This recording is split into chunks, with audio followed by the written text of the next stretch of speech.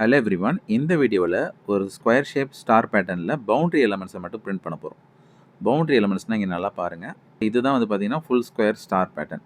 இதில் வரிசலாக எல்லா இடத்துலையுமே ஸ்டார் இருக்குது. ஓகேவா? இப்போ நம்ம என்ன பண்ண போகிறோம்னா, அந்த பவுண்ட்ரினா அந்த ஓரமாக இருக்கிற எலமெண்ட்ஸை மட்டும் பிரிண்ட் பண்ண போகிறோம். நடுவில் இருக்கிறத அவாய்ட் பண்ண போகிறோம். ஓகேவா? அந்த ரெட் கலரில் மார்க் பண்ணியிருக்கிறத நம்ம பிரிண்ட் பண்ண போகிறதில்ல, அங்கெல்லாம் ஸ்பேஸ் விட போகிறோம். இங்கே பிளாக் கலரில் மார்க் பண்ணியிருக்கிற பவுண்ட்ரியை மட்டும் நம்ம பிரிண்ட் பண்ண போகிறோம். இப்போ இந்த எக்ஸாம்பிளை பாருங்கள். ரெட் கலரில் பிரிண்ட் ஆகிருக்கிறது எல்லாம் பவுண்ட்ரி எலிமெண்ட்ஸ், நடுவில் இங்கே பிரிண்ட் ஆகலை. ஸோ இதுக்கு நம்ம என்ன லாஜிக் எழுதணும்னா, ஸோ இந்த இடத்துல ஒரு இஃப் கண்டிஷன் போட்டிருக்காங்க, இதுதான் மெயின். இதில் 2 லூப் போட்டிருக்கோமா, ஒன்று ரோக்கான லூப்பு, இன்னொன்று காலம்கான லூப்பு. ஐ வந்து ரோக்கு, ஜே வந்து காலம்க்கு. இஃப் கண்டிஷனில் என்ன செக் பண்ணுறோன்னா, ஐயோட வேல்யூ ஒன்றா இருக்கணும், இல்லைனா ஈக்குவல் டு என்னாக இருக்கணும். என் வந்துட்டு இந்த நம்பர் ஆஃப் ரோஸ் யூசர் வாங்குவோம்ல அது.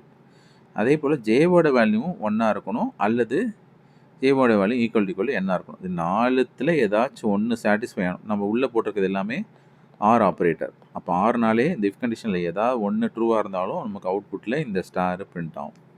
புரியுதா? இப்போ நல்லா இங்கே இந்த இடத்துல பாருங்கள். ஃபஸ்ட்டு இருக்கிறது ரோவோட இண்டெக்ஸு, செகண்ட் இருக்கிறது காலமோட இண்டெக்ஸு. ஓகேவா? அப்போ இது வந்துட்டு ஃபஸ்ட் ரோ ஃபஸ்ட் காலம் சொல்லணும், first row second column, first row third column, first row fourth column அப்படின்னு சொல்லணும். அதே போல் நெக்ஸ்ட் லைனில் இது second row first column, second row second column, second row third column, இது செகண்ட் ரோ ஃபோர்த் காலம், இந்த மாதிரி இது போயிட்டுருக்கும்.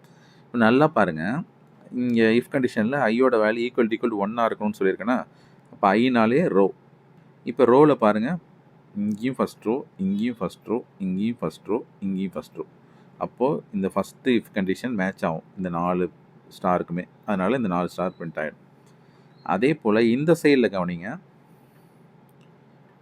ஜேவோட வேல்யூ ஈக்குவல் டு 1. ஓகேவா? இப்போ ரெண்டாவதாக இருக்கிறது காலமோட இண்டெக்ஸ்ன்னு சொல்லியிருக்கேன்னா, அப்போது இங்கேயும் 1, இங்கேயும் 1, இங்கேயும் 1, இங்கேயும் 1. அப்போது இந்த 4 சைடுமே 1 கூட மேட்ச் ஆகிறதுனால இந்த 4 சைடும் பிரிண்ட் ஆகிடும். அதே போல் இந்த சைடும் கவனிங்க, 1 4 2 4 3 4 4 4. இப்போ நம்பர் ஆஃப் ரோஸ் வந்து 4 தான் இருக்கும். அப்போது இந்த 4ங்கிறது எண்ணில் தான் இருக்கும். அப்போது ஈக்குவல் டு என்னாகும் போது மேட்ச் ஆகிடும். ஓகேவா? ஜேவோட வேல்யூ ஈக்குவல் டு என்னாக இருக்கும்போது இந்த இது மேட்ச் ஆகும். ஐயோட வேல்யூ ஈக்குவல் டு என்னாக இருக்கும்போது இந்த இது மேட்ச் ஆகும். ஓகேவா? ஐ தான் ஃபஸ்ட்டு வர்றது, ஜே தான் செகண்ட் வர்றது. அப்போது எப்பப்பெல்லாம் மேட்ச் ஆகுதோ அது மட்டும்தான் பிரிண்ட் ஆகும். அப்போ இந்த பவுண்ட்ரி எலிமெண்ட்ஸ் மட்டும் பிரிண்ட் ஆகிடும். நடுவில் உள்ளது பாருங்கள், ஸ்கிப் பண்ணிவிடும், அவாய்ட் பண்ணிவிடும். ஏன்னா இதில் ரெண்டுமே ரோவோட இண்டெக்ஸும் 2 தான் இருக்குது, காலமோட இண்டெக்ஸும் 2 தான் இருக்குது. அப்போது ஒன்றாவும் இல்லை, என்னோட வேல்யூவாகவும் இல்லை. அப்போ எதுவுமே இந்த இஃப் கண்டிஷனில் மேட்ச் ஆகாது. மேட்ச் ஆகாதுன்னா இந்த 4 இடத்த மட்டும் ஸ்கிப் பண்ணிடும். இப்போ இந்த லாஜிக் அப்படியே சி ப்ரோக்ராமாக மாற்றிருக்கேன். உள்ளார மெயின் பிளாக் உள்ளார யூசர் கிட்டது இன்புட்டாக எண்ணில் வாங்குகிறேன். அதுக்கப்புறம் 2 லூப் போட்டுட்டு இந்த இஃப் கண்டிஷனை போட்டு ஸ்டாரையும் ஸ்பேஸையும் நம்ம பிரிண்ட் பண்ண வேண்டியதான். இப்போ இந்த ப்ரோக்ராமை ரன் பண்ணுறேன். என்டர் சைஸ் கேட்குதா? நான் வந்துட்டு 5 கொடுக்குறேன். இந்த பவுண்ட்ரி எலிமெண்ட்ஸ் மட்டும் பிரிண்ட் ஆகுதா? இப்போ நான் எகெயின் ரீரன் பண்ணுறேன். இப்போ இந்த வாட்டி சைஸ் வந்துட்டு 4 கொடுக்குறேன்.